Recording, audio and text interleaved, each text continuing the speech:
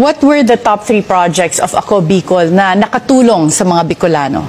Well, muna na isang international airport. Tourism, yung sa akin na...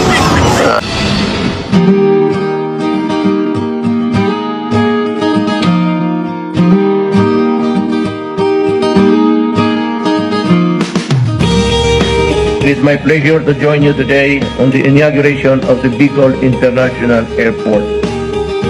The completion of this world-class, state-of-the-art government infrastructure, the most scenic gateway in the country, promises to provide an unforgettable travel experience not only to visitors but also to many Bicolanos.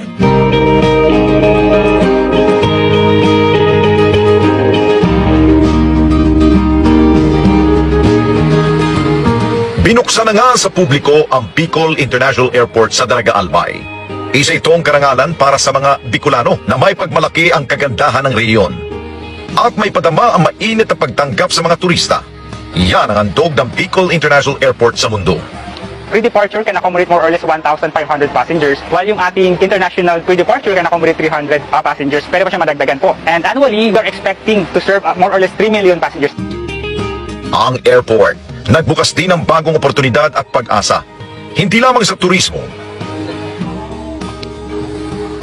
at kalakalan, kundi maging sa hanap buhay. Happy kami, ano? Daming pwedeng pagkakitaan dito, lalo na sa transport. Ang dami ng dinagdag na nag-apply na prangkesa, yung mga tricycle driver, yung vans, taxi.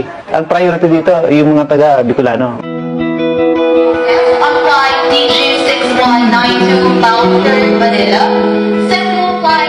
Isa si Janet Osia sa nabigyan ng trabaho sa airport.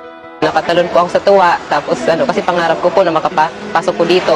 Proud din po ako na dito po ako nagtatrabaho. Dating OFW si Janet, nagtrabaho bilang factory worker sa Taiwan para may taguyod ang kanyang pamilya. Umuwi po ako noong 2016, nagbabalak po akong bumalik na naabutan po ng pandemic. Kaya ayun, nag-ano na lang ako ng sari-sari store, maliit, kaya lang nawala din dahil sa pandemic, naubos din. Dahil sa naibigay na trabaho ng airport, hindi na niya kailangang mang ibang bansa pa. Lubos ang pasasalamat ni Janet sa Panginoon at sa mga taong nagtiwala sa kanya. Napasalamat po ako sa presidente po dahil po sa kanya, sa kaap din po. Hindi po ako magkakaroon ng trabaho kung hindi po dahil sa kanila. Malaking tulong po ito sa pamilya ko po. Kahit papano, kaya ko nang ibigay sa anak ko yung pangangailangan niya.